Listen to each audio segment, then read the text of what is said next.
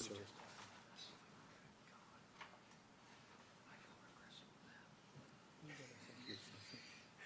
So you get her stuff. Oh, yeah. You get her stuff too. Yep.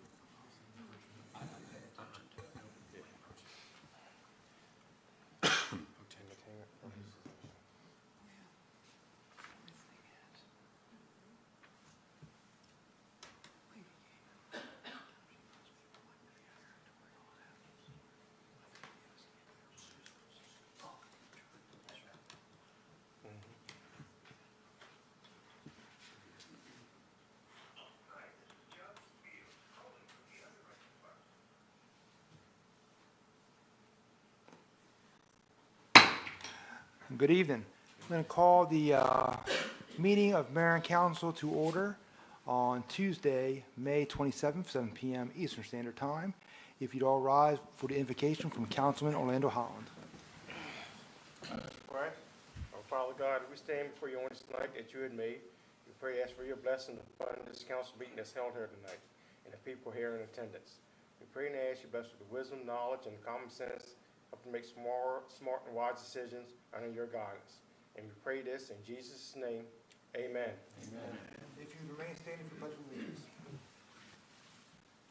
I pledge allegiance to the flag of the United States of America and to the republic for which it stands, one nation, under God, indivisible, with liberty and justice for all. You may be seated. All right. Are there any changes to the agenda of tonight's meeting? No, sir, there are not. Okay, as a reminder to council, we will have executive session following tonight's council meeting. At this time, we're going to move over to public comment. Is there anyone here? Did I miss it? We have Dan Cannon here for public comment. Excuse me, 1 second, my apology. I'll do the approval for the minutes of our previous council meeting on Tuesday, May 13th. Council, you do have those minutes in your package. If you don't have any questions or comments, I'll set the motion. Councilwoman Grassett, I make a motion to approve the minutes from the May 13th meeting. We have a motion from Councilwoman Grassett. Is there a second? I second the motion. And a second from Councilman Bradley. All those in favor say aye. Aye. All those opposed? Case passed unanimously. And now we'll move on to executive session. We have Dan Cannon here for public comment. Mr. Kane?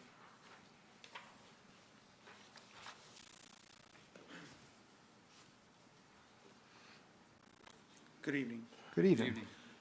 As you already know, City Manager Charles Anderson has said, we don't like to tell people a lot because we don't like them getting upset when talking about an upcoming water sewer project in Seaford.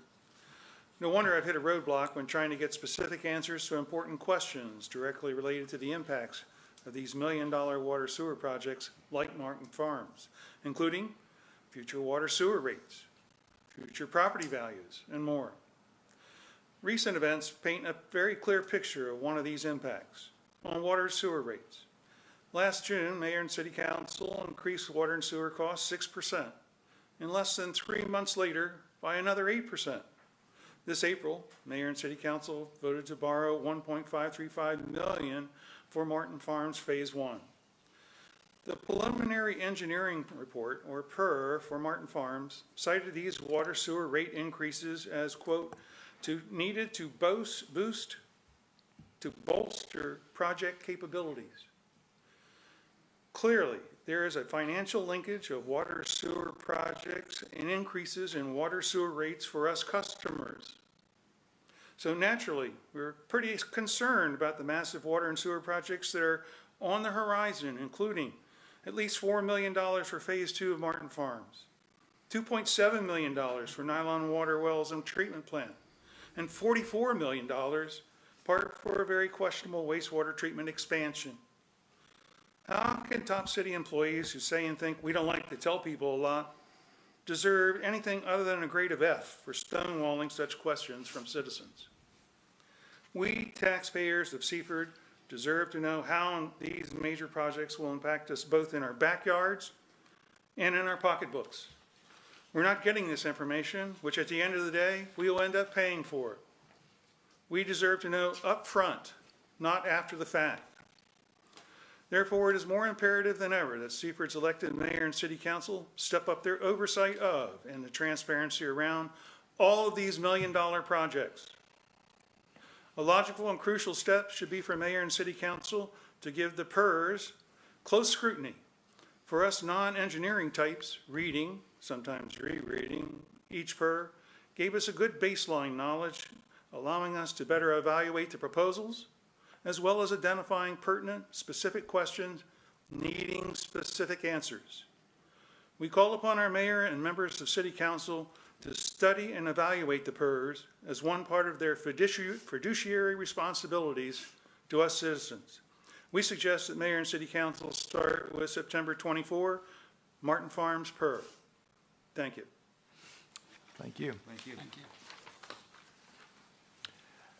Is there anyone else here for public comment? No, there's no one else here for public comment. Is there anybody online submitting public comments?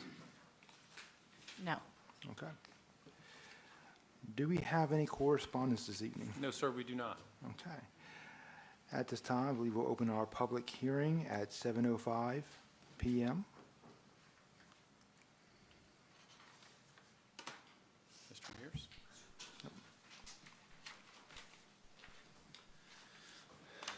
Good evening. Good evening. So this is basically the second public hearing for the water project for Martin Farms. See if we have, this is the same slides and same information, but we're looking to replace the water main for phase 1 of Martin Farms, which would be removing it from the backyards and putting it into the street, all new water surfaces as well. It's hard to see, but it's from that red line in the middle to the right would be everything considered in phase 1. The best thing about this is that it was $962,400 was the project. We applied for an SRF loan and we received 100% principal forgiveness. So as long as we complete the project will be paid for by the state. Good questions? Are there any questions for Director Mears from council?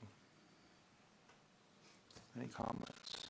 Just to be clear, there's no changes since the last presentation? No. Thank you. Any additional questions or comments from council? Any questions or comments from the public? Why is it when I asked the question about the phase 1, phase 2 of this project, that I got stonewalled? Not only about the money, but the timing. I don't understand. It's not a secret. You welcome up here? Yeah. If you come approach the mic, Mr. Cannon. I'm loud enough. I don't think they can hear you online. Come forward.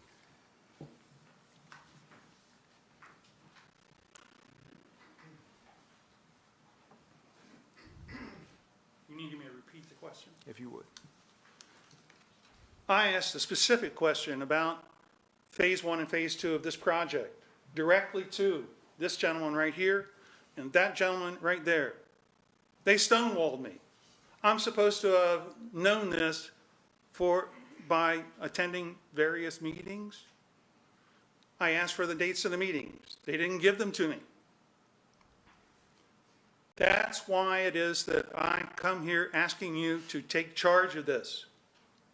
We need to know what is going on in the process so we have information about who it is that we elect to the next council to approve these multi-million-dollar projects with the impacts on our property values, on our rates for sewer and water, and a lot of other backyard things. So why can't we get those answers before it comes to the second hearing to approve another amount of money? I guess in this case it's free money. It makes it nice. Sure would like to have known it was free money, how much it was, ahead of time. Why not? We have not gone to closing on this loan yet. Once we go through this process, then we'll work with our attorneys and the state's attorneys to go to loan closing. Then we'll have the financing to proceed with this. And then we'll move forward with our engineers. So as we move forward in each step of this process, the timing of each item becomes more clear, and we'll move forward. I cannot give you a hard and fast date on when construction will start on either Phase 1 water or sewer project at this point. Sewer is a little further along. On June 6th, we have closing scheduled for that loan. So shortly thereafter, we'll have access to the funds to begin the next phase of engineering and implementation. Water is running a little bit behind because of timing, working with the state, because they're two different projects. So as we go to closing, as the state tells us that date, those times will become apparent. There will also be bidding that'll go on. We're going to have a contractor do this. That'll come back to council.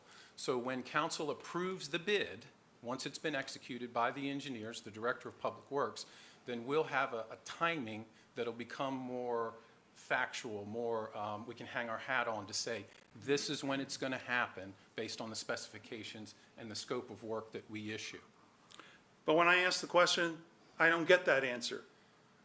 I don't have that date today. I Because didn't ask for a date. I asked for the general outline of what was happening, both in Phase 1 and Phase 2. I still don't have that. Did he give me a specific some kind of specific answer, or there's going to be this, this, this, and this, and then maybe we'll know something? That's the process. You don't have specific dates. I think that the citizens of this community need to understand how much money is involved here and need to have an ongoing dialogue about what's going to happen. Not find out here at the second hearing for the water part of Phase 1. Same information was presented first. Well, thank you. But I wasn't here for that. But I'm supposed to know by osmosis. No. Thank you. Thank you, Mr. Keenan. Any additional questions or comments from the public? Okay.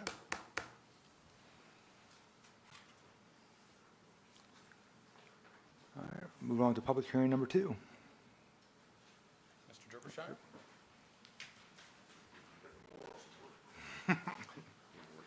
Sure. Good evening, Mayor, Council. Good evening. Chris Derbyshire with George Mazabir. Going to discuss with you the wastewater treatment plant project. So to give an overview of the presentation, it's broken down into 6 parts. We're going to speak on the project background and planning work that's occurred to date. Then we're going to go into detail as far as the need for the project. That's broken down into the upgrade component, which consists of 3 parts. So that's the discharge permit requirements, the age of the assets of the facility, and sea level rise challenges that it's facing. And then also discuss the need for the facility to expand its capacity. Then we'll get into the phasing of the project and why it's occurring that way. We're going to cover an overview of the overall project costs and funding. Next will be the project timeline, and we'll dive into the specifics on actually Phase 1.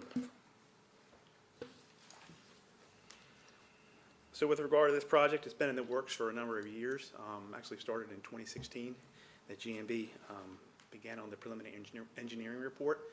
And what basically led to that work effort happening was the state's watershed implementation plan. And what occurred is essentially 50% of the nutrient loading to the facility was removed. So what that led to is essentially a derating of the facility's capacity. Even though the facility was designed for a capacity of 2 MGD, in essence what happens is the load is cut in half, so that reduced it to 1 MGD. However, with the outstanding operations of the facility and the operators being able to achieve a higher level of nitrogen removal, we're able to preserve, the capacity to 1.3 MGD. That planning work, basically was the leaping off point and laid the framework for the design. Within this PER that was prepared back in 2016, we went through, 5 different alternatives, including a do-nothing alternative, and evaluated multiple treatment technologies, as well as looking at ways to expand and upgrade the plant both on-site and off-site. And one last thing that I'll mention is, considerable time has lapsed from 2016 to now, so you may ask yourselves, why are we still, yet to move forward with the project? Well, the city was very proactive and was able to negotiate a trade agreement for nutrients with Invista. So that basically prolonged, the need to actually move forward with this project. So with regard to the NPDES discharge permit, as I mentioned, load is a key factor in that discharge permit. And load is a function of it's the flow, and that the times the concentration, the flow rate times the concentration equals load. So obviously, if you reduce the load in half, and you want to maintain the same flow rate, you have to reduce the concentration of the effluent by 50% as well. So you maintain that same load.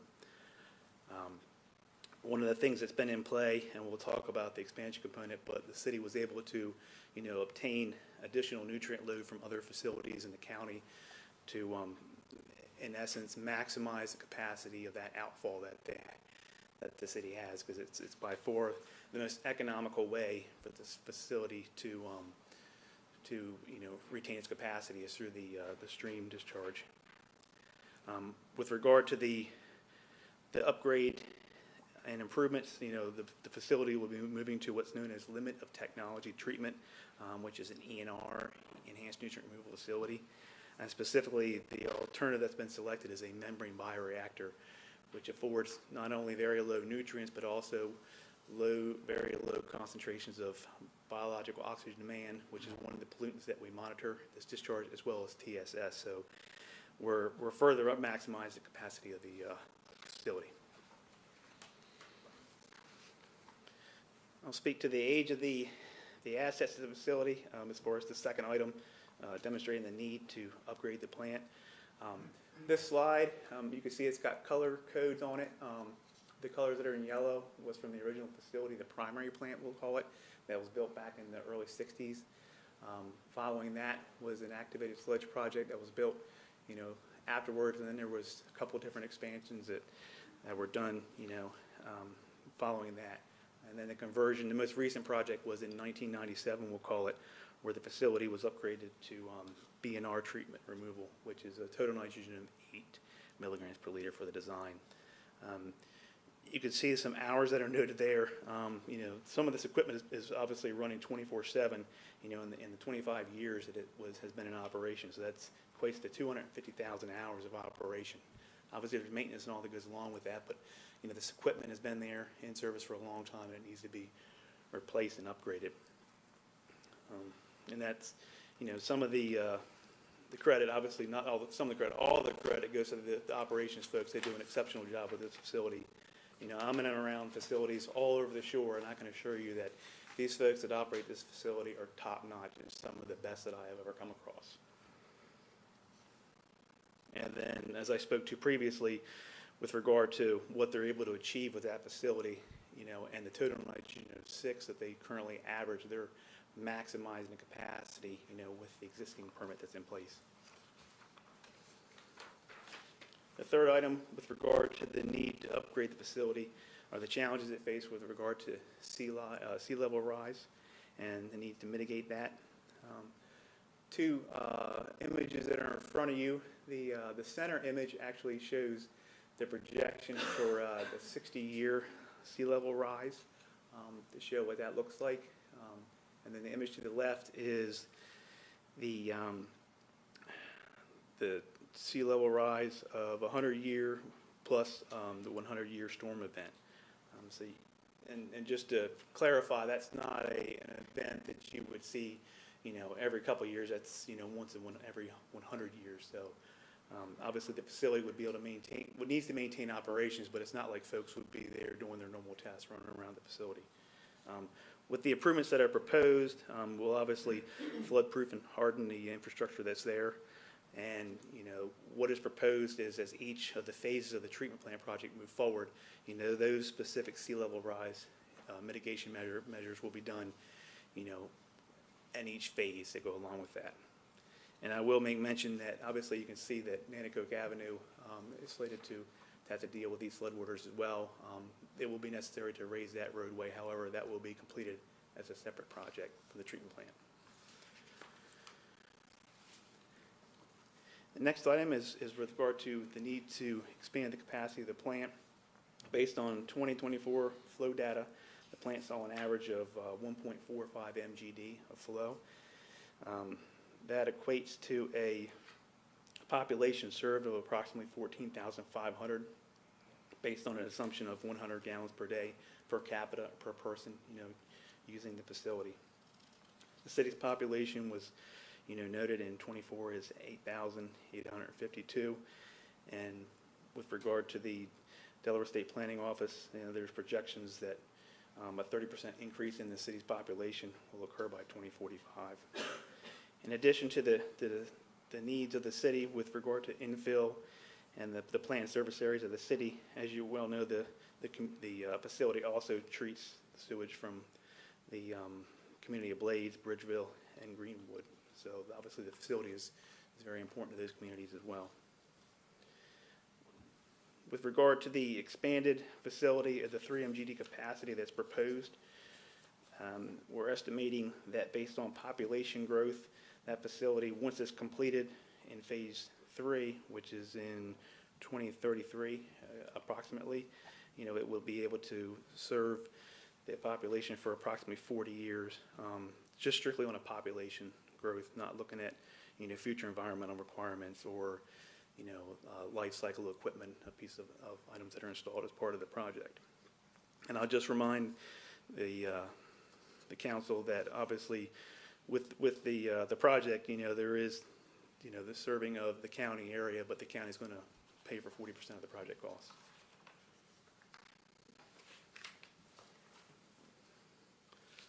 So now I'll dive into the phasing of the project. The image that you see in front of you shows the color coding for the different phases. So phase 1 is the red color, and that's what we call the Headworks project. Phase 2 is the yellow color, and that's essentially it's the liquid stream of the treatment plant. And then phase 3 is biosolids and effluent disinfection improvements. How we came about phasing the project was, it was driven by right timing of the investments relative to the unit processes that were operating. If you recall the assets slide that I showed to you earlier, the area that's in red is the portion of the facility that was constructed back in the 1960s and is the oldest. So obviously, it is older and needs to be done sooner than the rest of the facility.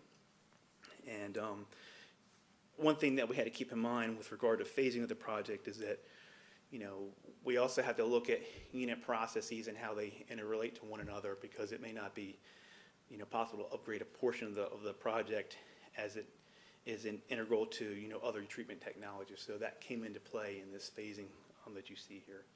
So phase 1, as I mentioned, we call it the Headworks project. That's the Headworks equipment, the influent lift station, the primary clarifiers. That project, phase 1, also includes the design of phase 2. Following completion of phase 1, we're going to upgrade that portion of the facility and expand it to 3 mgd. However, the rest of the liquid stream will still remain the existing capacity. So the city won't have that realized capacity at that point.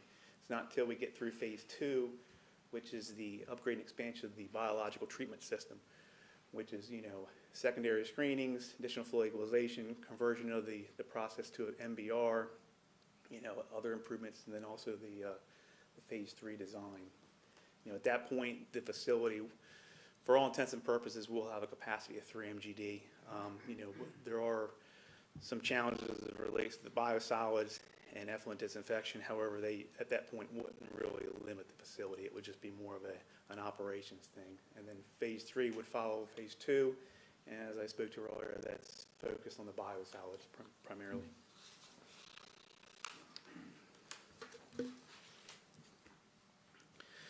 Speaking on project costs and funding, some of this you'll recall was in Mr. Mears' presentation a couple weeks back. So the combined total project cost for the 3 phases of the project is approximately $47 million.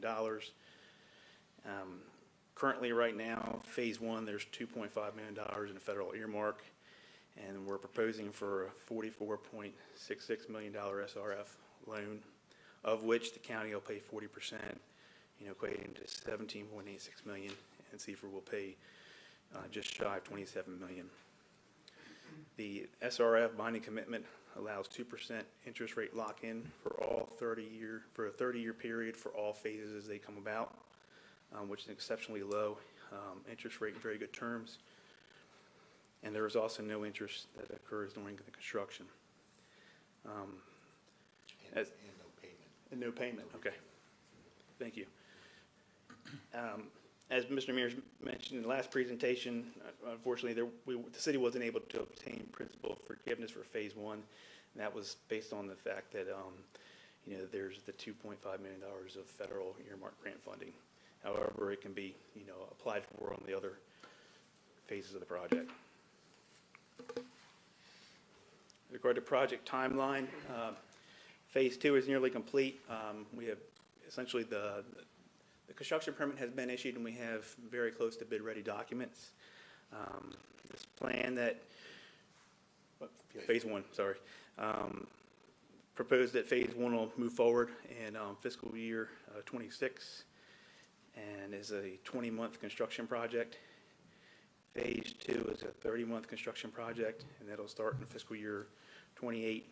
And then Phase 3 is a 20-month construction project, and it'll start fiscal year 31. As it relates to having multiple contractors on the site at the same time and where the work is all located, it isn't such that we could have really any of the phases particularly overlap. So that's the way that they're occurring in sequence. So going to some of the specifics on Phase 1, we wanted to show you some of the photos of the existing portions of that work. This is some photos of the head work. You'll note that the grit facility is a very antiquated technology that the city has done a really exceptional job keeping operational since the 60s. They actually have to fabricate parts in-house. You can't obtain them any longer, but they've once again done an excellent job keeping that up and running. But it's time to move on to newer and better technologies. It's served its purpose. That structure is actually also constructed at a lower elevation. It is susceptible to flooding under extreme events, so we need to raise the top of that structure to prevent flood waters from being able to enter into the inflow to the wastewater treatment plant. And then also to the with regard to grit technologies, there's other equipment that's will do a better job, and then the screening too. It's a relatively coarse screen. And there's better screening equipment that's out there. So this is the photo of the influent lift station. Also, represents the yellow brick that you see for many facilities that were constructed in the 1960s. The building is, it's structurally sound, but there's definitely at a point where it needs to be, rehabilitated for sure. The controls are very outdated. The pumps were replaced as part of the B&R job, but once again, they've been in service for 30 years, so they need to be replaced. There's much more efficient motors that are able to be used. There's some deficiencies in the building. Some of the concrete is starting to show corrosion, and we also need to flood-proof the structure. The finished floor is low, so we want to construct a curb around the building to protect it. And then there's also some challenges that the city has expressed with regard to ingress and egress of maintenance or equipment related to maintenance. Here's a photo of the primary clarifier, which is not in service. This is the older of the two clarifiers. Currently only one unit is operational, so that doesn't allow for any redundancy in the equipment. And obviously only having one clarifier operational leads to less efficient primary treatment works. The unit processes have been in operation for a very long time, and the concrete structures are at the point where they need to be rehabilitated, or they stand to degrade further to the point where rehabilitating them might not be possible. There's a photo of the existing septic receiving facility. It too is susceptible to flooding. The way that the waste is accepted, it's introduced to the treatment works in like what we call slug loads. So there's really not an equalization of that load, and ideally we like to be able to hold the septic and introduce it at a more consistent rate. The systems, it's a manual type setup. There's equipment that's available now that actually screens the septic, and it allows for digital logging of the offloading of the equipment and all. I will mention that the, you know, septic kind of always seems to get a bad name, but I mean, folks need to realize that it's key to the maintenance and operation of, you know, successful on-site systems throughout the state of Delaware and Sussex County. So it's key that this facility is able to take septic and treat it as part of its treatment works. And, you know, in the last year, it did generate approximately $1.5 million in revenue.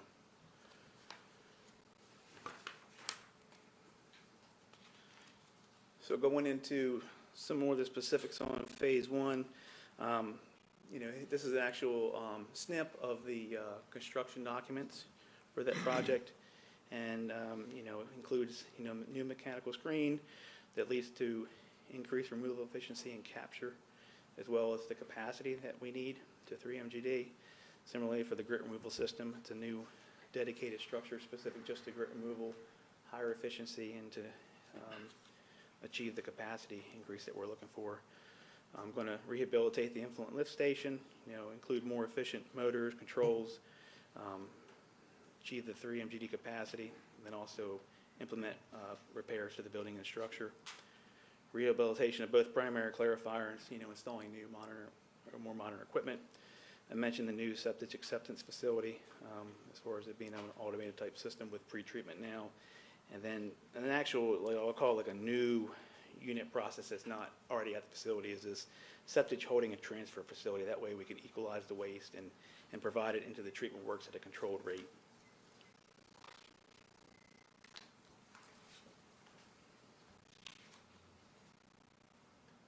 So this is a snip of the earlier slide that I showed, and just focusing on the phase one work so you can see it up at the front of the plant.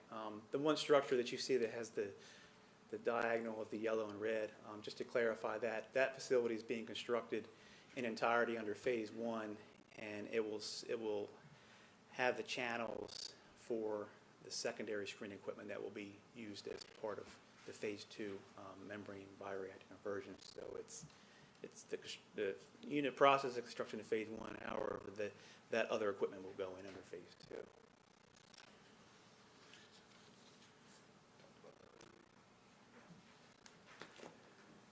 So phase one project cost.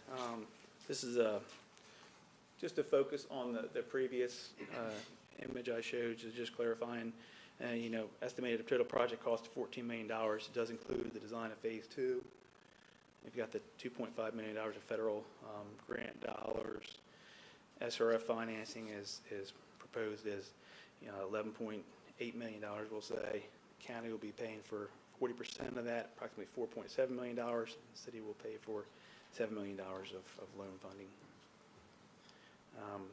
As Mr. Mears mentioned at the prior presentation, you know, one of the two annual loan payments is already included in the fiscal year 25 budget. And I just mentioned that to ensure that all future development contributes fairly to the necessary infrastructure improvements, you know, city staff will assess the current impact fees and provide recommendations to council for any needed adjustments prior to the completion of the phase one improvements. At this point, I'm going to turn the presentation over to City Manager. Thank you, Mr. Derbyshire. I'd just like to acknowledge a couple people in the room. Our mayor and vice mayor from our sister city Blades are here. They have a lot of interest in this project. And Mr. Hans Medlars, former Sussex County engineer, helped Mr. Mears and I with this project over the last many years. So thank you for your attendance. As Mr. Derbyshire and Mr. Mears talked about, and council is aware, at a recent council meeting, we did receive a binding commitment offer from the state revolving fund. And those terms for phase one improvements were a 30-year term, an interest rate of 2%, and then 0% interest during the disbursement period, which the Director of Public Works talked about. So the SRF financing is $11.769 million. The city has to keep this debt on its books, and then that annual debt service is $523,590. And I'm going to predicate this with all of these numbers are based on engineering estimates. These numbers will change, could change, when we receive bids as we move forward and we get contractor pricing. So this is the best available information that we have. As was mentioned earlier in the presentation, Sussex County, by agreement, with our Unified Sewer District Agreement, will pay 40%. Their flows are in the 33-35% range. They oscillate monthly. We did meet with the county administrator, county engineer, and they agreed to a 40-60 split so that we would not have to revisit more often our funding arrangement on the debt service. So they pay O&M monthly based on flow calculations that are done internally, and then we have a debt service agreement that's a 40-60 split. So Seaford is to pay $7.06 million. Seaford's share of that annual debt service, $523,000, is $314,154. One of two annual loan payments is included in the FY25 and FY26 draft budget. So this is from the sewer budget forecast that was presented this year. Smart Utility Management provided our budget forecast for us.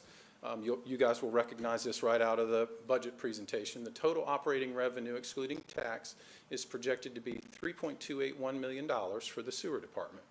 So if we know we need the revenue adequacy to cover this second payment, half of our debt service, we need revenue adequacy to cover $157,077 annually going forward. So that is a 4.79% increase. So I apologize, this slide is a little small, but again, I pulled from the budget presentation because council and staff look at this quite often. The current sewer rate in FY25 is $60.88 per EDU. In the draft budget for FY26, it is $60.88, so there's no change. So to fund the improvements, half the payment that's necessary going forward, we would need the 4.79% increase, which would take the rates to $63.80. That is an increase of $2.92 per month, or $34.99, $35 a year.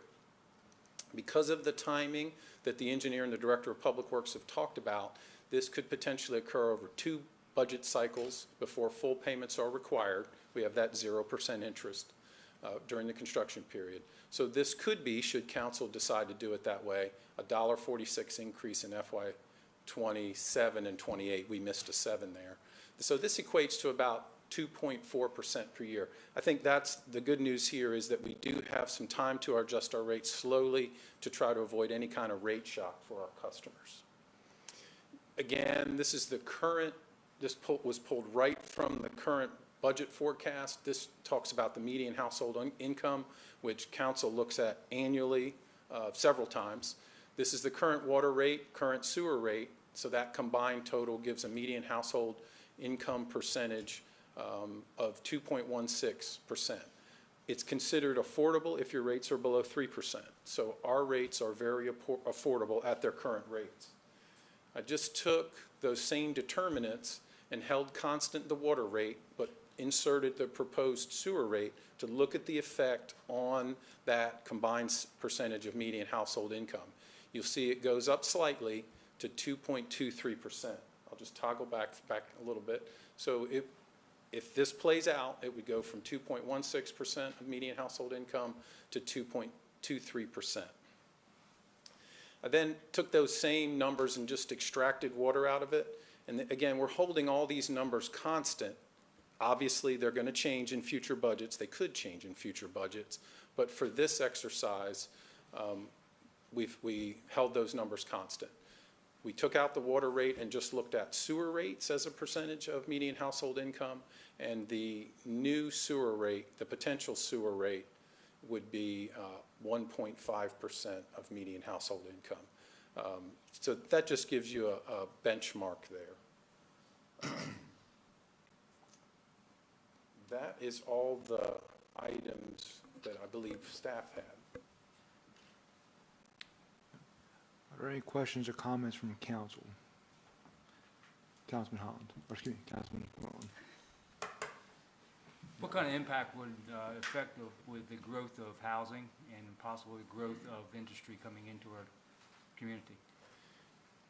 So I guess I'll start the conversation this way. This expansion is crucial to, if we want to continue economic development, if we want to continue housing, we need to have the headroom in the wastewater treatment plant to accommodate that.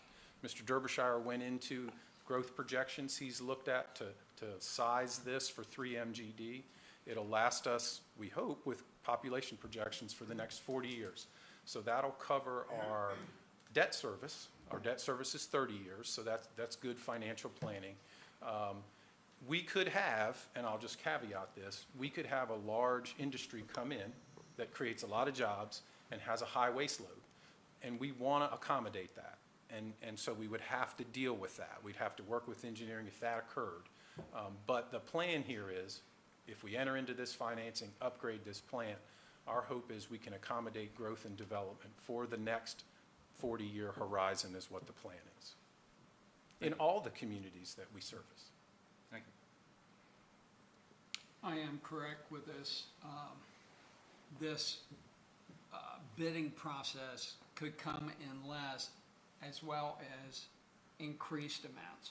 Of course, we're all hoping for less, but it's more or less a projection of cost. It's not totally tangible at this point. Councilman, you are correct. As we predicated early in the presentation, these are based on engineering analysis, bidding that GMB has done. As the engineer has stated, he's in wastewater treatment plants across the tri-state area. It is the best available information, best estimate that they can go forward with. Right now, this is a volatile time with tariffs, with inflation, with labor rates. So what I will say about our engineers, they've always been conservative, and on several contracts recently, a handful of contracts recently, we've been pleasantly surprised that we've come in under the engineer's estimate. So we're hoping that, but we can't guarantee that. Thank you. Any additional questions or comments? Vice Mayor. I have a few questions. One, in the presentation, Mr. Derbyshire, you had mentioned that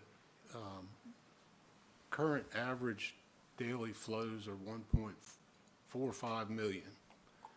But earlier in your presentation, you said that we were capped or derated to 1.33. How do we square up the delta if we're exceeding that derating? Yeah, so when I was speaking to that, that was prior to the waste load transfer from the other, Bridgeville and the others coming to the city.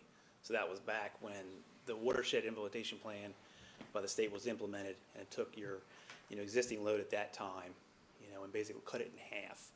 And, basically derated the facility from a 2 MGD facility to 1.3 MGD. At that point, you were flowing at 1 MGD, so you were essentially at 80% capacity at that time. So does that clarify the additional load that's now allows, the hydraulic capacity is what it is. The facility can, treat 2 MGD to a total nitrogen concentration of 8. So it's just a matter of looking at the loads. And I think I understand correctly that the quality of the influent from the other districts affects the loading, so we're getting some of that back. Is that what I'm understanding? So that the loading is on the effluent side as it relates to the discharge permit, but it's but the quality of the influent, yeah, it's municipal wastewater. is given us because it doesn't have the copper, the other nutrients, so we get a little bit of a credit. Is that? Because we're not we're trading, but the quality or let me try to explain it this way. Say the influent that's coming in from Blades, Greenwood, and Bridgeville is of a different type because we have some Industrial waste. Industrial load, not loading, but influent. And we kind of get that back because our permit, You we don't basically have the look at- numbers. You got load from their permit to your effluent Right. discharge permit. that Yeah, was the added. big one that you'll recall, Councilman, is the trade that the Director of Public Works negotiated with Invista. And that, the details of that trade, we gained a lot of nitrogen capacity, and we gave up a little bit of phosphorus. Mr. Mears can certainly dive into the numbers with you. But that gave us a lot of headroom, because that nitrogen loading was the bottleneck or the impingement in our plant. Additionally, as the engineer has stated, the nutrient load transfer from the Blades permit to Seaford helped us as well with that. We did gain some room with copper. You do recall that correctly. We were under what I'll call an onerous requirement from DENREC. We had to defend ourselves. We had to hire an attorney and an environmental analyst, and we were able to push back on that, and we had those onerous, stringent requirements relaxed a little bit and brought more into kind of reality. So you do have good recall over the details. Thank you. Just a couple other questions. Does the flow calculation take into account any future connections that the county might make from unincorporated areas? Yeah. Like, say, That- if someone does a, That projection that I came up with, for the 40-year period, included growth for not only Seaford, but Blades, Bridgeville, and Greenwood, okay. the whole And area. I don't want to put the former county engineer on the spot, but I believe I'm correct.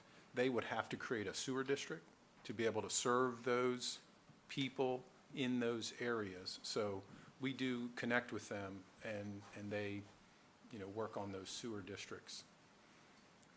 Let me get some clarification. Yeah, that image, yeah. So the sewer district that we have in our agreement includes this exhibit that they provided to us, which has future growth in it. It's this one. So that was pretty much the whole sewer blue. shed? Center. Yeah, the blue. Okay, For all of the communities. right. Yes, sir. okay. We use the state planning documents. Did I state that correctly, Mr. Medlars? Mr. Anderson, Hans Medlars, Director of Special Projects. Speaking only to this for right now. The future areas are strictly mirroring the comp plans, your comp plan and all the municipal comp plans. We are only committed to serve the areas in the future annexation areas of all municipalities. So your statement, we serve unincorporated, is only partially true, because the requirements under our agreements with the various municipalities require annexation. So we cannot create a sewer district outside of this unless it falls into these areas. That's The only precisely what I'm getting to, Yeah. yeah. The only exception would be environmentally sensitive remediation projects driven by, watershed,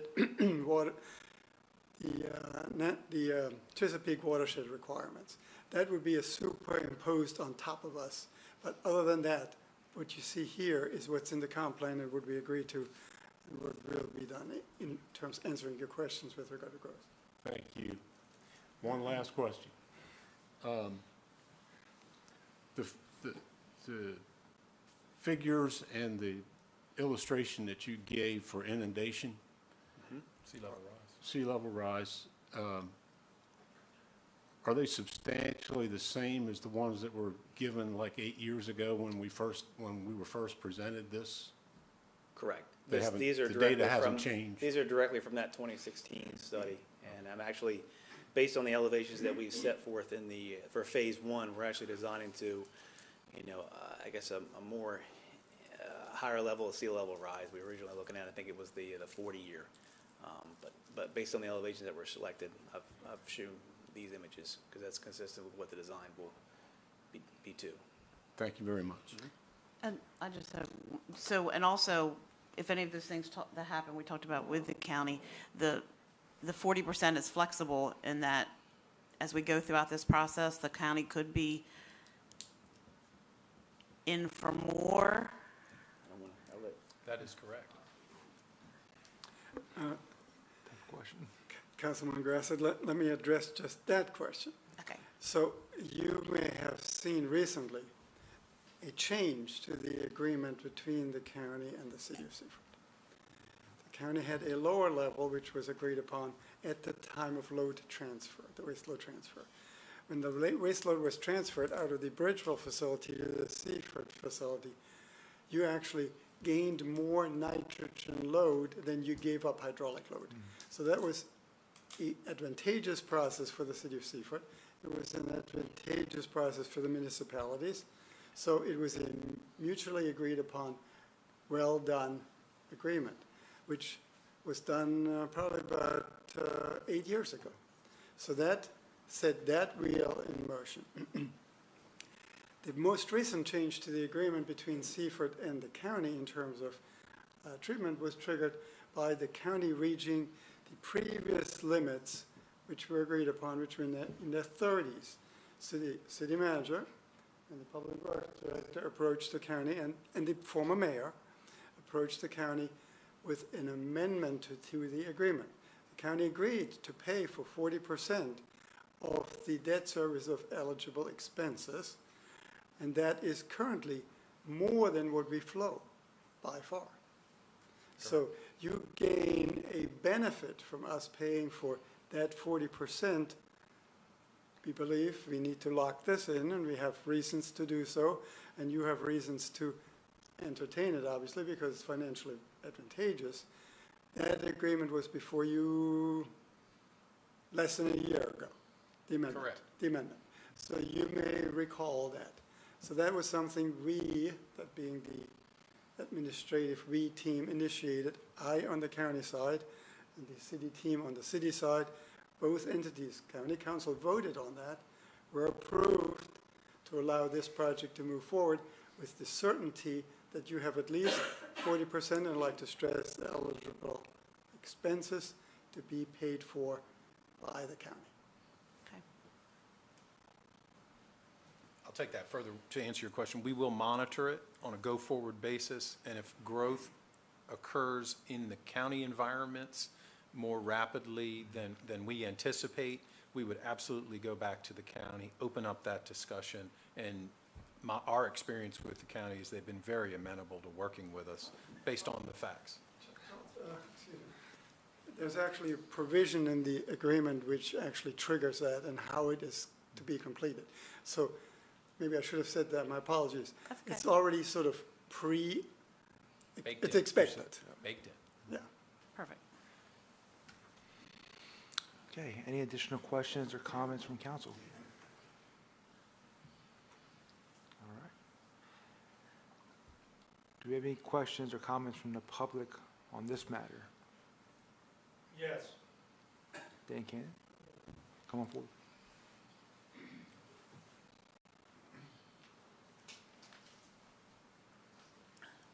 Is there a 3-minute limit on this, or is this an actual public hearing? Public hearing. Have at it. I've been talking with particularly Councilman Henderson about this issue for at least the last 5 years. My understanding 5 years ago was that we were at a capacity of 2 million gallons per day to treat sewage, basically from Blades and Seaford. Things have obviously changed, and we now have Greenwood and Bridgeville as a part of this essentially sewer system. If it's not an actual sewer system, in fact, it works that way for the northern part of Sussex County. Looking at the data, which I have not seen until today, my question still revolves around, well, first, I'm absolutely in favor of upgrading the system. The question is, how much and to what extent? That's really what my question has been, that Councilman Henderson and I have argued about extensively. The point being that my understanding is that there's a current 2 million gallon a day capacity. I don't know the equation for input and flow and so on and so forth, but as a general idea, 2 million gallons a day, which we are not at. Even with the grandfathering of additional gallons per day up to 1.45 or something like that, million gallons a day. We're not anywhere near the 2 million gallon a day capacity. Improvements would make that a real number. Can I clarify? I Do you mind if I understand. clarify so we don't Let get me too finish, far- and then I'll let you clarify. All right. The point being that improvements in the way that the waste is handled, both at the headwaters and in the treatment process, would make a 2 million gallon a day process a real thing, not just something on paper. Now, So to clear up the confusion, the plant, when it was last expanded, was designed, as the engineer has stated, for a 2 million gallon capacity, and we were permitted at that. But that is based on a load calculation. He actually puts it in his presentation. And that's based on the nutrient load for specifically nitrogen of 6 milligrams per liter, 8 milligrams per liter. Thank you. So there's a calculation that you do there. And if that load coming in was exactly as it is on paper, you could get 2 MGD. The engineer alluded to the fact that that DENREC came through and reduced our capacity. So we only have the ability to treat at a certain rate based on that design, that technology in that plant. They reduced that down so they could make the Chesapeake Bay WIP look better. That's exactly what they did. They took allocation away from us, okay? It was a paper transfer. So that's why we are now up against the nutrient load. While the 2 million gallons is still there, the limiting factor right now is nitrogen and phosphorus. I believe I said that with improvements that are part of this project, that it will come up from a sort of fictitious 2 million gallon a day to an actual 2 million gallon a day capacity. What we are trying to do with this project, when it's all said and done, we are trying to go to the limits of technology and maximize what we have invested in at that location. So we want to take it to basically, it's about 3 million gallons, but it depends on the load. My point still is that with the improvements in processing and so on and so forth, you could anticipate that it would go to 2 million gallons a day. We want to take it to 3. I heard what you said, but it would go to the actual 2 million gallons a day. And as I understand it, even with the anticipated meager from outside of the unincorporated areas that might come into Seaford, with Seaford's population growth, with Bridgeville's population growth, with Blade's population growth, et cetera, I do not believe that going to a 50% increase in the overall capacity to 3 million gallons a day is in our best interest. You gotta get to 3 million gallons to be able to treat 2 million gallons. So you can't just jump right over it. I don't understand how you have to have 3 million gallons. We're trying to do a project to take us to be able to treat 2 million gallons. That's not true. We're designing. I didn't say it was true. I just said that that's what I thought could happen. What's wrong? There's an axiom in utility construction that's called economy of scale. So you buy into economy of scale is the axiom that occurs. What's on the table here is maximizing this site, the investment the taxpayers have made, taking it as far as we can. We're going to be in a loan for 30 years if we walk down this road.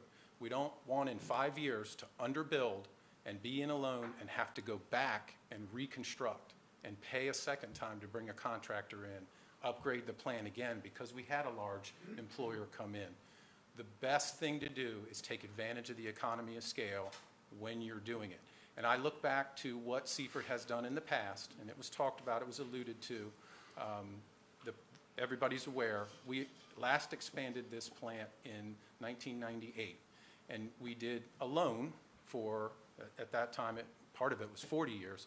We've actually gone beyond that loan. We paid that loan off. Our operators, our director has kept it running with investments along the way. And we now have basically exhausted everything we can from that. It's lived its useful life. We now need to upgrade again to keep it going. And so we think the best course of action is to maximize the site for the benefit of the residents and taxpayers. Well, I heard that there was a PER, 2016. That sounds like 9 years ago. Sounds to me that that PER, it seems to me, that that PER is probably way out of date. And I would like to see an up-to-date PER that really takes a look at the quote-unquote, were there 5 options that were considered, including doing nothing? I wonder, was there an option considered in a timely fashion to hold the plant size at 2 million or 2.2 million gallons per day instead of 3 million?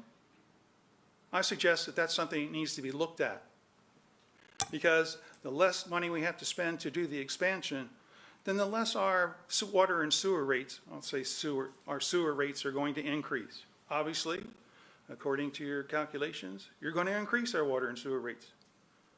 So we need to do it in the most economical way, not just that it's going to carry us through the next 40 years with the best technology that exists. I would request that a new PER or an updated PER be provided to mayor and city council, and it should actually take a look at it to see if there are actually other options than what is being laid out right now as the only option. Thank you. Thank you. Do we have any additional questions or comments from the public?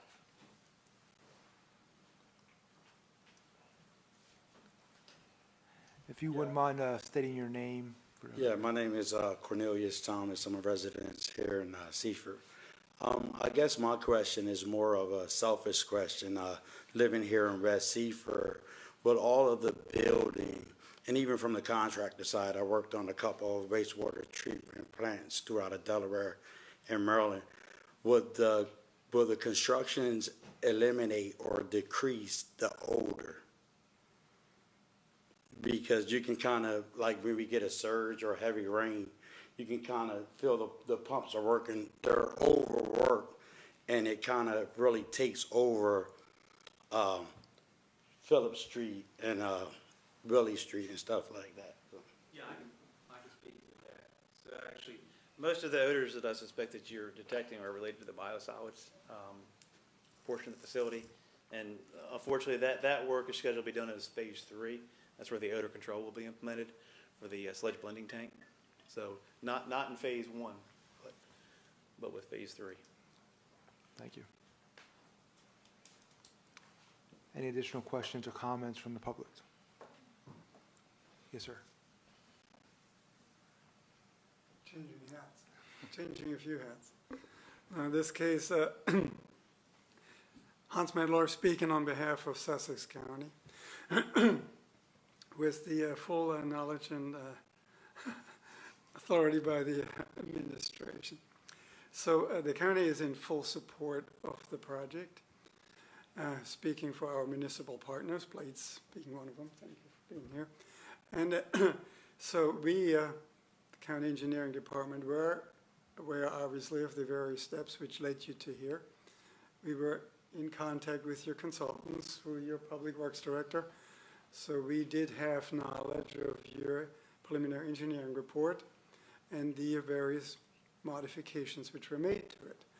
We're also aware of the phasing of the implementation because Mr. Anderson kept the county abreast any step of the way. So that all said led us to the increase in our allocation for good reason, to give you a better financial sounding for what we are willing and able to pay for the eligible expenses. And so as far as the technology goes, I do believe you are applying the right technology. As far as your size goes, that they're, what Mr. Derbyshire said repeatedly, we're designing facilities to remove a waste load. Then you back calculate what that translates into gallons per day. So I think that's a misconception when some of your members in the public seem to want to focus on this gallons number, because the real cost is in treating down the nutrient load. I do believe Mr. Anderson is 100% correct that you do have to have some flexibility. You are a large municipality. You want to have the flexibility for economic incentives. Now, what I also like for you to encourage, and I saw the note, I saw it on one of the slides, he and I certainly discussed it. We talk about connection charges or impact fees, as you call them, frequently. And you heard Mr. Derbyshire speak. there is a growth-related component in the facility. Your ratepayers should not be expected to pay this growth-related component. That growth-related component should be financed through your impact fee. So that is a basic accounting principle for utilities. We do it. I encourage you to follow your note and do just that. So that is, I should say, this is not the county's recommendation. This is my personal recommendation, speaking as the public. Changing hats again. I'm going to make a few comments based on the chairman of the Water Infrastructure Council. And I think that's very important for you to know. I heard a statement made earlier which made me cringe a little bit, and that is we, and he spoke on behalf of the city, did not receive any principal forgiveness. And Mr. Anderson knows exactly where this is heading. You were the recipient of a congressional spending directive. If you looked at your percentages, the principal forgiveness kicks in when you exceed 2% of median household income for sewer. Your congressional spending directive allowed you to capitalize on an earmark where otherwise you would have received nothing. So that came at the expense, still speaking as the chairman, of all the other applicants, and Mr. Anderson has to grasp her. So I'd like to reiterate what he said. Your rates are very affordable. They were made more affordable by a congressional spending directive. So I think I can only encourage the City Council as the chairman to please consider this very, very favorable considerations. Secondly, on that note, the council voted to support the analysis for the entire project and to lock in the rate. I've been on this council for 25 years. I've never seen that before. That is a very good treatment for the city of Seaford. So all of these things in their complexity, in their totality, you have a great proposal, you have solid technology, you have a good estimate before you. I really urge you to proceed along the lines outlined by your team and by Mr. Derbyshire. Thank you. Thank you. Thank you. Any additional questions or comments from the public? Okay.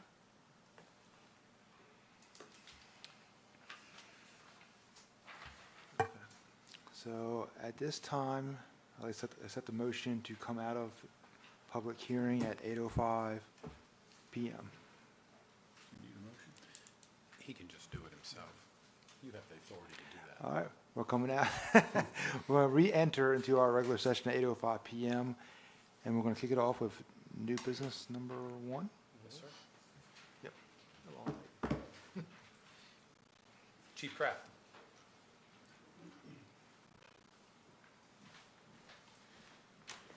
Good evening. Good evening. Good evening. Thank you for giving me the time tonight to present a request to accept funding. I think probably most of the council members weren't on the board at the time that the city joined into an agreement to receive and support the prescription opioid settlement funding. However, I think Mayor Genshaw signed the paperwork. I attended a number of those meetings, and recently, the University of Delaware, Dr. Dan O'Connell from the Center for Drug and Health Studies contacted me with an opportunity to submit for funding through Phase 3 of the Prescription Opioid Settlement Distribution Commission. And the funds that from this initiative is to enter an agreement and a partnership with the Community Collaboration of Delaware, which mostly focuses on Newcastle County currently, as well as the University of Delaware through their Drug and Health Studies program. It's a great opportunity for us to bring services to the city of Seaford through way of a peer support program. evaluation and data collection from the University of Delaware. As a matter of fact, the city of Seaford was one of the first municipal police departments other than Newcastle County to enter data into what the University of Delaware developed called REDCap. And that's something that now most agencies are using statewide, and we continue to use that program. And what this is, it's going to support, if approved and we receive the funding, 2 peer support specialists, a supervisor, as well as the partnership with UAD to analyze all of the data that's entered into the system.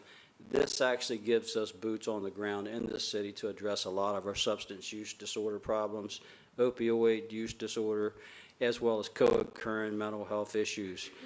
Basically, we ran a 3-year police diversion program where we oversaw it for Seaford and Laurel, and we received funds from what's called 2019 COSOP funds for 3 years, and really made a lot of headway, a lot of mental health issues with that program. This program kind of is along the same lines of that. This is a 2-year program, and the amount of funding we submitted is $557,700 to support this collaboration. And right now, in phase 3, there's $13 million that was released from the governor and the POSDC commission, and the hardly any funds in phase 2 or 1 really was spent down in Sussex County, and where's one of the biggest needs right now in Sussex County. So I think we have a really good opportunity. So this request is just for council to consider the approval of the funds underneath of the condition that we actually get funding in that amount.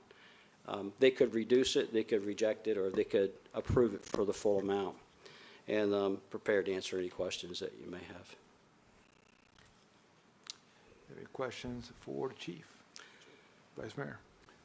Not so much a question as a comment, but when the city first agreed to join in, some of you might remember that Jamie Nutter came and asked us to join in the opioid settlement, but we were on our own. And I was very skeptical when the Department of Justice asked us to enter into the pool. And I'm pleased because I don't think we would have received this kind of funding from a settlement if we hadn't joined in the pool. So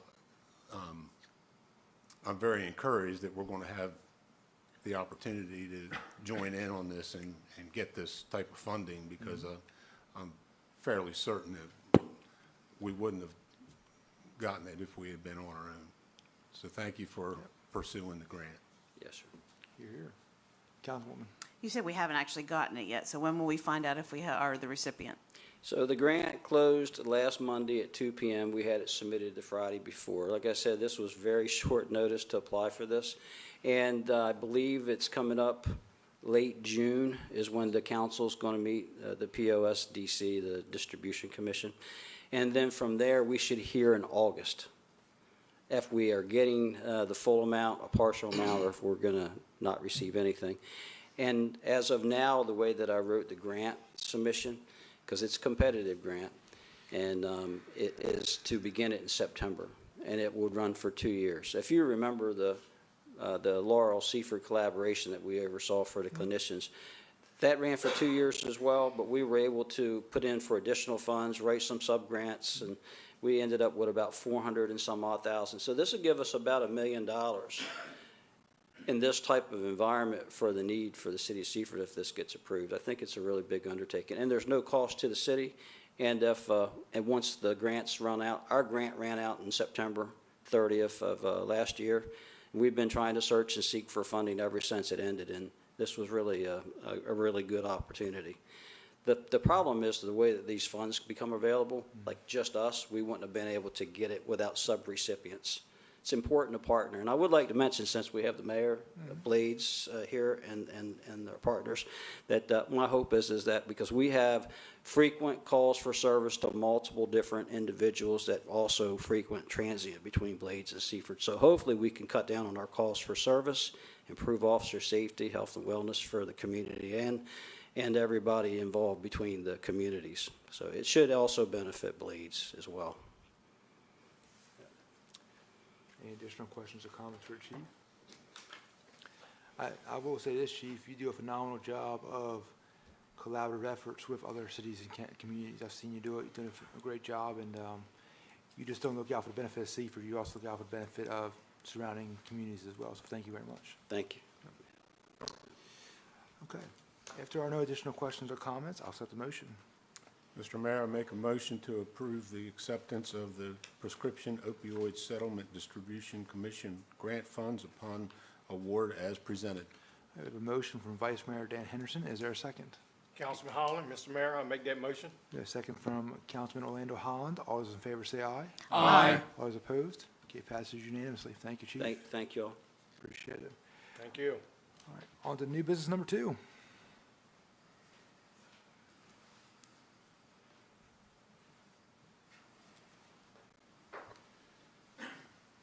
Good evening, Mayor and Council, City Manager. Good evening. On the agenda, I was coming here tonight to ask for the approval to order inventory for Hearns Crossing North in the amount of just under $700,000 through Sourcewell, which is like a state bid project. Just because of the timing, where they came in where it was too late to get on the last April meeting agenda. I was gone the first meeting in May. The pricing for the wire has become obsolete. They can only hold it for so long. So what I would like you to consider tonight, we've mailed the letter out to the developer for the escrow funds. The city manager talked with him, and we expect it fairly soon. So I need to send these items out to get priced again. But what I'm asking for tonight is a motion to place the order using the Sourcewell pricing from Wesco Annixter. We got 2 prices in the first time. Kendall wasn't a complete bid. But I'd like to ask to have a motion to order the inventory using the Sourcewell pricing once the escrow check is received from the Hearns Crossing Development. So I can send out and get pricing again. Last time it took 2.5 weeks. So if I send out now to get that pricing, get it back, we could place the order as long, once we get the check. So. Okay. And that's everything for phase 1 in Hearns Crossing North. It's a lot of money because he has to run a long stretch of primary service to get, because they're building all the way on the far end first. So. Okay. Are there any questions or comments for Director Bennett? I have a question. Director Bennett, I'm not sure I understand. The pricing is obsolete, but you're asking for us to approve this number. Is that correct?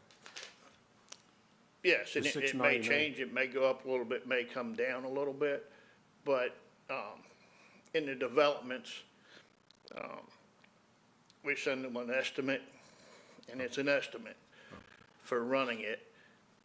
Once phase 1 would be complete, we would look at the numbers.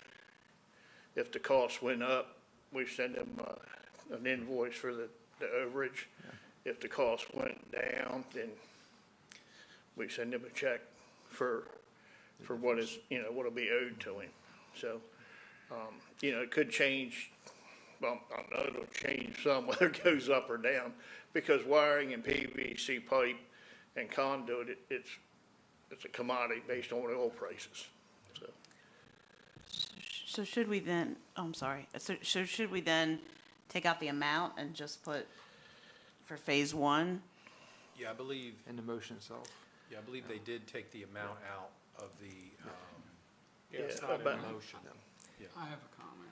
Go ahead, Mike. I'm relieved that this is conditional on us having escrow before we make the commitment. I was afraid that, you know, it was gonna be done just on more or less, this is a word versus something binding. And it's a considerable amount of money. Sure. Councilman Quillen. Actually, how much is the escrow going to be? The escrow, my memory, Assistant Director Brooke is here. He wrote the letter. It's just shy of $1 million, 900. So the escrow will cover Everything. everything. Yes, sir. That's what I want to know. I believe the escrow includes manpower and equipment as well. Yes. Okay. So it'll make the city whole for all the investment, all the materials, all the equipment. One more. Vice Mayor. For the benefit of the public and us, could you describe Hearns Crossing, because that was a new name to me on an old development? It used to be Dolby North. Okay. It's on the north side of the old Furnace Road. But when they applied to somebody with the state or the county, I guess there were too many Dolby developments in Sussex County or wherever, so they made them change it, and they came up with Hearns Crossing North. Yeah. I was scratching my head. I couldn't figure out where it came from, but we've been working on Dolby North Dolby for North and years. South, For yes. years, yeah. Any additional questions or comments for Director Bennett? All right, if we have no questions or comments, I'll accept the motion. Councilman Bradley, I'd like to make a motion to present for approval Sourcewell pricing for the Hearns Crossing development, electrical infrastructure, and equipment. There was an exception to this. What were we just mentioning? Once the escrow check is Yeah, received. once the escrow check is presented. Okay. We have a motion from Councilman Bradley. Is there a second? Councilman Quillen, I'll second. A second from Councilman Quillen. All those in favor say aye. Aye. All those opposed? Okay, passes unanimously. Thank you. Yes, thank you, Director Bennett. Don't go anywhere. Yep, hang tight. New business number 3. All right, talking with the city manager, I was trying to figure out, the city has a policy for security lights, if you want a security light on your property, and we have electricity there. It's been $6.31 for as long as anyone can remember. Some of our memory is better than others, but, so I was looking at it, and the cost, and that cost is to cover the light, the installation, the electric it's gonna use, and maintenance. Because with the old ones, we would have to go out and change bulbs and eyes and all that. But today, an LED security light is $127.50, has an average life of about 10 years. The photo cell is $28.56. The ones for LED lights are lasting about 5 years. Today's cost to install the light is $276.96. And the cost of electricity is about $4.95 a month. That's based, they use an average of 12 hours a month, or 12 hours a night being on, shorter in the summer, longer in the winter. I also suggest adding $2.70 a month to cover any maintenance and cost increases, because I'm sure the lights are going to go up, the eyes are going to go up, and labor is going to go up. So with that, I would recommend that we raise the monthly charge for security lights to $11.50 with the billing for the June usage. Right now, there are about, we bill for 50 security lights in Seaford. So looking at that, right now we get about $3,786 a year for security lights. That would raise it up to $6,900 a year. It's an increase of $3,114 a year. It's not a lot of money when you look at our budget, but it's $3,000 that right now we're giving away. Okay. questions for Director Bennett? Okay. If there are no questions, I'll accept the motion. Councilman Bradley, I'd like to make a motion to approve the recommendation from Director of Electric Bill Bennett to increase the fee charge for security lights in the city of Seaford to be effective with the June consumption and July billing as presented. Okay, we have a motion from Councilman Bradley. Is there a second? Councilman Holland, I'll second that motion. We have a second from Councilman Holland. All those in favor say aye. Aye. All those opposed? That passes unanimously. Thank you very much. All right, new business number 4 is the exact same item. It's just a change to the fee and rate schedule. And so you'll see it there on page 2 of 8 in your package. It just takes the security light charge from $6.31 to $11.50 per month. If approved, we'll publish this so customers can have this available to them should they call and ask. Okay. Any questions or comments relating to new business number 4? If there are none, I'll accept the motion. Councilman Bradley, I would like to make a motion to approve the revision of the fee and rate schedule to increase the security light charge to $11.50 per month as presented. Okay, we have a motion from Councilman Bradley. Is there a second? Councilman Quillen, I'll second. We have a second from Councilman Quillen. All those in favor say aye. Aye. All those opposed? Passes unanimously. And on to new business number 5. The council has in their package Resolution 2025-2 that would authorize the city of Seaford to accept $962,400 loan from the Delaware Drinking Water State Revolving Fund for the Martin Farms Water Relocation Phase 1 project as presented. As everyone is aware, we have to have by charter, and it is actually Section 35I of our charter, we have to have 2 public hearings on separate dates. We had the second one tonight for this project, and once that's done, if all members of council vote in favor, we can proceed on with the loan. So this is the culmination of that. This would be the resolution, if adopted, that would allow us to proceed to loan closing. Okay. Are there any questions or comments relating to new business number 5? If there are none, I'll accept the motion. Councilman Quillen, I'd like to make the motion to approve Resolution 2025-02, authorizing the city of Seaford to accept $962,400 loan from the Delaware Drinking Water State Revolving Fund for the Martin Farm Water Relocation Phase 1 project as presented. We have a motion from Councilman Quillen. Is there a second?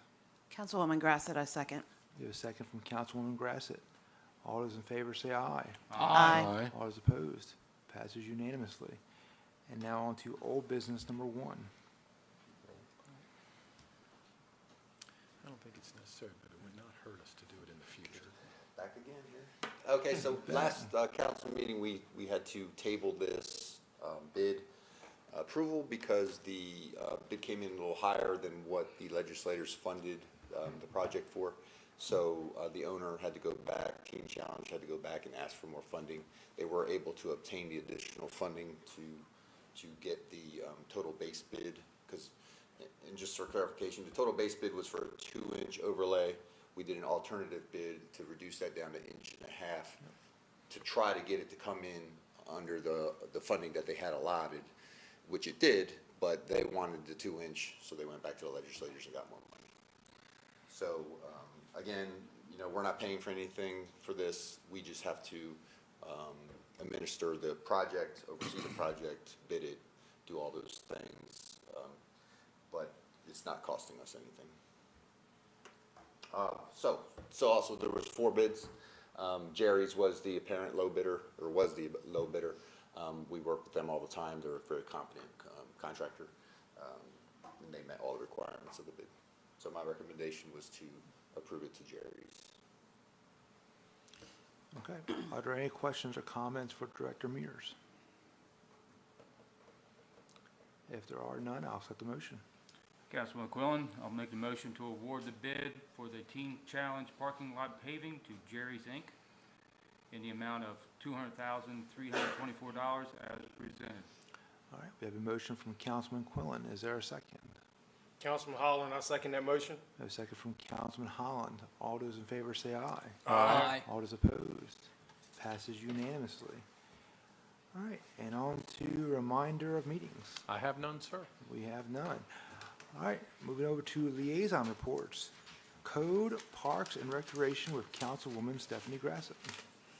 It's my first report for my new department areas. I did get to meet with the folks in charge of those departments today. In the code department report, there have been 200 permits issued in 2025. We have 1,832 rental licenses issued. All late fees that are due have been sent out. Rental inspections have been scheduled and are being completed. And they are also doing violation inspections throughout the city. It was all hands on deck with cleanup week, so I think we'll find most of our departments will have that in their report that they helped with cleanup week as well. As far as the large projects we have going on in our city, Muirfield 1 is entering phase 4. Permits were issued to Ryan Homes for 40 lots in that phase. The Bel Air single family Danfield Drive development has 2 lots left remaining for construction. The Western Sussex Business Campus is waiting for final inspection. KRM is also working with the first lease for that building coming up. In the Nylon Capitol, you'll notice demolition is progressing on the old Woolworths building. They're continuing to work on the Dollar Tree and Community Bank exterior facade. They have received a fit-out permit for Bright Bloom, and work has started there. And they have started renovations at what was the old grocery store. You'll see that the elevator shaft is up for the Del Tech building, and Del Dot has approved the utility permits for Atlanta Road, and electric has been temporarily relocated so that they can begin utility work, and water and sewer across the site has begun. On to Parks and Rec. It is grass cutting season, and unfortunately not everyone in the city cuts their own grass as they should. So sometimes our Parks and Rec department have to go out and take care of that, and they have done 7 work orders so far this grass season. They also assisted with cleanup week. They had a great Friday Night Live planned for everyone that got canceled due to weather. Many of the soccer games have been unfortunately canceled due to weather. They're working on rescheduling those, as well as a men's slow pitch. Canceled games were going to be made up as well. They did work on the post-event logistics and cleanup from Brews and Clues, and we heard in our last meeting, I believe, what a wonderful turnout that was and what a great idea that was for the city. They have submitted a grant application for resurfacing of the high school tennis courts.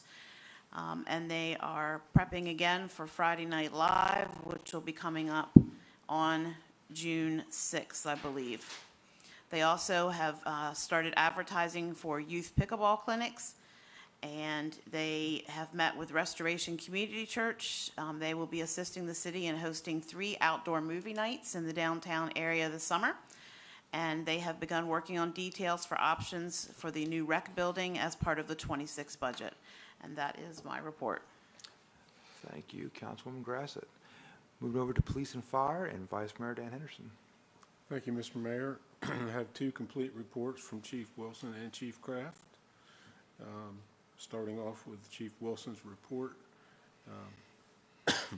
There's been, the total calls for 2025 are 2,366 calls for an average of 16 calls per day. You'll see a list of significant incidents, including events that were in the city and out of the city, and then out of the district. There were 2 assists out of our district. Under apparatus status, Rescue 87 is out of service for a radiator issue, and Ambulance B87 is out of service due to an immediate emergency lights issue. The last training was May 21st at Station 87.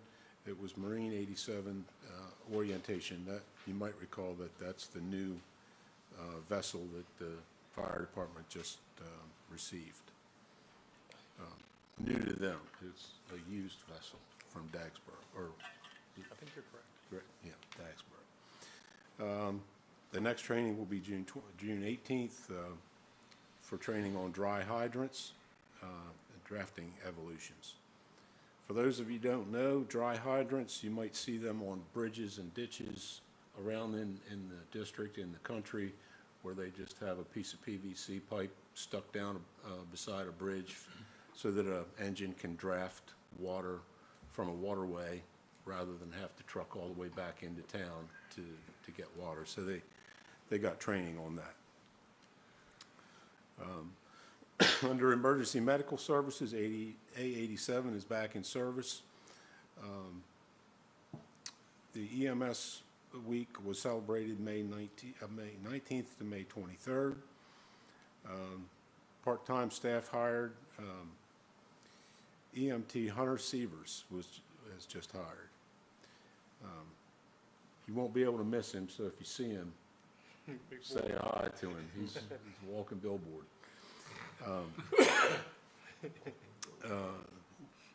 There's one open full-time position, and that process closes on May 31st.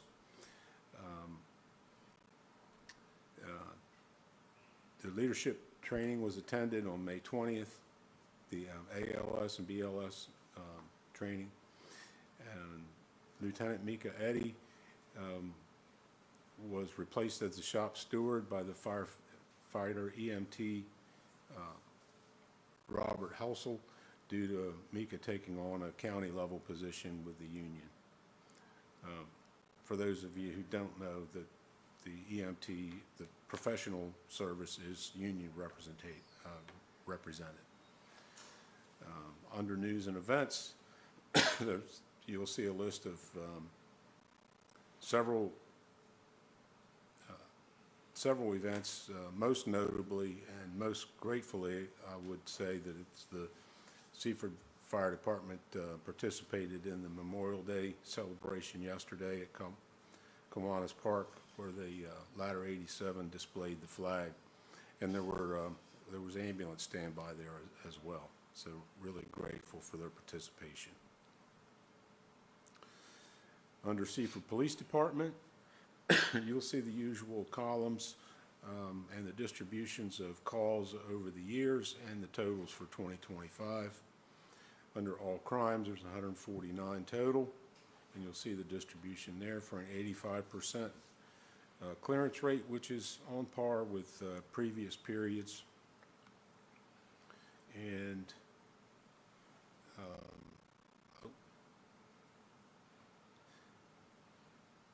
I think I lost my way here. Okay, I'm back with you. Under other crimes, there's a 46% clearance rate, which is about what we had the last period.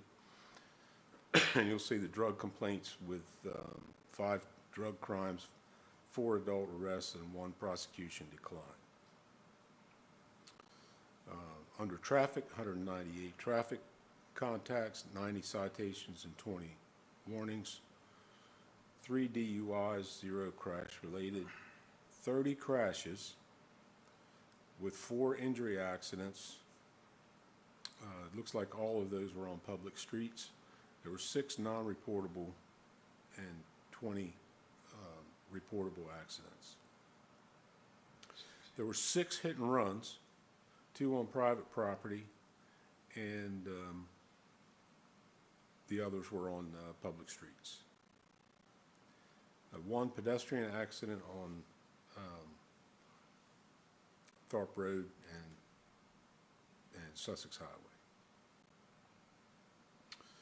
You'll see a list of significant incidents down through there, and I'll leave it to you to peruse those. There was an action on 512, which I did touch on, the rescue of a lady on the 100 block of North Commonwealth Street.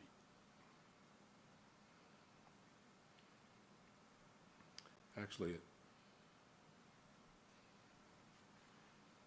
this may be a different, there was an unconscious female and a male, so there was an additional victim that was rescued during that event. And you'll see under administration the number of meetings that the chief and deputy chief and some others, detectives, have attended, as well as ongoing community events. The police department looked like they were in full participation at Brews and Clues. I'm going to count six or eight They were officers. well represented. They were well represented. Yeah, I don't know if they had any kind of prediction that there was going to be some unruliness from all the brew, but you know, they, from all accounts, it was a great event. Under training, you'll see a full list there of all the training that's occurred and the totals and subtotals of all the criminal arrests for the year and previous periods. So I'm going to leave it at that. Thank you, Vice Mayor. Going to move over to administration and Councilman Orlando Holland. Thank you, Mr. Mayor. They attended a DMEC board meeting / executive committee / finance committee meeting, and they met with representatives of King Energy regarding potential solar applications for the Pinco Complex and Sussex Highway Business Park, and they attended the Western Sussex Chamber breakfast to give a presentation, and the meeting was held with Hearns Crossing developer, formerly known as Dobie Farm North, regarding potential utility redesign, and assisted with cleanup week, as Councilwoman Grassett reported earlier, and cradle points were installed in new police cruisers, and they attended various other meetings and other events, and all their work was routine. And that concludes my report, Mr. Mayor. Thank you, Councilman Holland. Move over to electric and Councilman Mike Bradley. Thank you, Mr. Mayor. First of all, old poles have been removed from the golf course. Primary and secondary underground wiring has been installed at the Nylon Boulevard lights. Replaced down secondaries during the Hickory Lane and Elm Drive power outage. Floodlight was installed on 442 Thomas Street for the police department. Trees were cut on Spring and Water for increased camera coverage. Flags were placed on Nylon Boulevard and High Street for Memorial Day. Underground cables installed at Muirfield Phase number 4. Bill is gradually shifting responsibilities over to Greg by A, going over procedures, B, attending staff meetings, C, reviewing a solar application, D, estimate escrow letter to Hearns Crossing. And he also had a Zoom meeting with a HAPCO representative about the solar lights for Oyster House Park. On a lighter note, a distinct relative of Honey the Squirrel committed Harry Carey on Friday morning. It was a swift event, causing a power outage of about 4 seconds. Respectfully, my brother.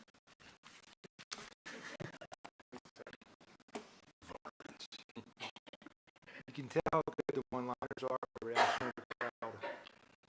I saw all the heads go down. I know it's a good one, Councilman. Okay. Good luck following that act. Councilman Quillen with Public Works and Wastewater Treatment Facility. I cannot follow that act, I'm sorry. But like Councilwoman Grassett, this was also my first liaison meeting, switching responsibilities here. It was a pleasure to sit down with Director Mears today and go over a lot of different things. Got a lot of questions, but he's going to be very patient with me, and I hope, and I'll learn the process through Public Works there. I want to start off with cleanup week. It's all completed. It lasted 7 days of pickup and 10 days and loading up the dumpsters. Kudos to Director Mears' staff and anyone else who has participated in that. Fantastic job. Well done. Here's some pictures up there of the crew out there on the streets. From what I understand, they were very well organized. There was no incidences. There was in the past, there's been occasional accidents or something like that that happens. No accidents. So they've got it down to a T.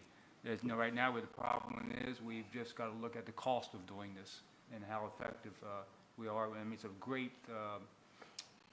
thing for the city. I mean, it's a great thing for our citizens, but it's also a very costly event too as well. So kudos to Director Mears and his crew. Spent numerous days collecting piles of limbs after the cleanup week. Repaired lift cylinder onto the backhoe. Set up barricades on several different functions in the city. Cleaned out the track number 26 for the trade-in. Repaired water quality, prepared quarter run. I'll get it right here. Prepared water quality report for 2024. Performed all routine tasks. That was on the Public Works side. We're going to move over to wastewater treatment. Plant's looking good. Secondary TSS slightly elevated. Dewatering, running decent. Cakes have been lowered percentage. Cleanup week, again. Is this pronouncing this correctly? Leach tape? Leachate, okay. Leachate. Truck broke down, there's no deliveries. Tried alternative polymer on drum thinner, was not effective. Prepared and submitted comments to the EPA regarding findings during the EPA pre-treatment compliance. I'll get it out here. Compliance inspection. Lawnmower broke down, ordered parts. Must have been a John Deere. John Deere? Yeah, okay, all right. Deep cut, Calvin. Yeah, just watch your colors, everybody. You know, as it is. Let's see, submitted for pre-treatment program modification for EPA for NSCIU. Clarification was approved. Working through details for potential PAA trial. I also had to attend the class at Del Tech and complete April DRM. And that completes my report, Mr. Mayor. Thank you, Councilman. Two quick things. One, just a quick shout out to all of our departments. You know, it strikes me sometimes we sit here and listen to the reports. We're very fortunate to have the departments and the leadership that we have in the city. Hopefully these reports are reflective of all the hard work of many men and women in the city that make this city such a great place to live. Number two, we are in graduation season. A lot of graduations coming up here on the horizon. Want to congratulate all graduates, not just here in Seaford, but also surrounding areas as well. You've come a long way. We appreciate all your hard work. Graduation night, from a father, be careful. Be careful out there on graduation night. But we are very proud of you and all your efforts, and congratulations. And with that, I will accept a motion to enter into executive session. So moved. I have a motion from Vice Mayor Dan Henderson. Do we have a second? I'll second. I have a second from Councilman Alan Quillen. All those in favor say aye. Aye. All those opposed? Okay. Good night.